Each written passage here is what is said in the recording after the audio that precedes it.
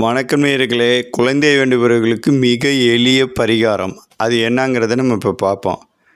அதுக்கு என்னென்ன தேவைங்கிறத நான் சொல்லிடுறேன். மண்குவளை, அதுக்கு மூடுற மாதிரி ஒரு மூடி, அப்புறம் அரச மரத்து இலை, அது ஒரு 5லேருந்து 7 இலை எடுத்துக்கோங்க. அதுக்கு தேவையான அளவு தண்ணி. தண்ணின்னா எந்த தண்ணியை யூஸ் பண்ணால், குளத்து நீர் சிறப்பானது. எந்த கோயிலோட குளத்து நீராக இருந்தாலும் ஓகே. அப்படி இல்லைன்னா பள்ளிவாசலில் கொடுக்குற தண்ணியாக இருந்தாலும் ஓகே. அப்படி இல்லைன்னா சர்ச்சில் கொடுக்குற அந்த தண்ணி இருந்தாலும் ஓகே. எந்த தண்ணினாலும் அதில் ஒரு பாசிட்டிவ் வைப்ரேஷன் இருக்கும். அதனால தான் அதை சொன்னேன். அந்த தண்ணியை அந்த மண்கோலையில் ஊற்றி ஊற வச்சுருங்க.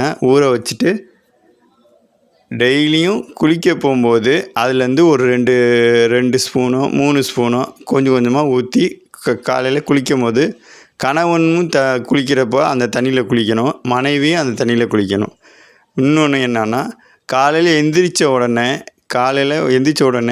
எனக்கு குழந்தை வேண்டும் என மனசார வாய் விட்டு சொல்லுங்கள். அதேமாரி மனைவியும் மனசார வாய் விட்டு சொல்லுங்கள். தூங்க போகும்போதும் மனசார வாய் விட்டு சொல்லுங்கள்.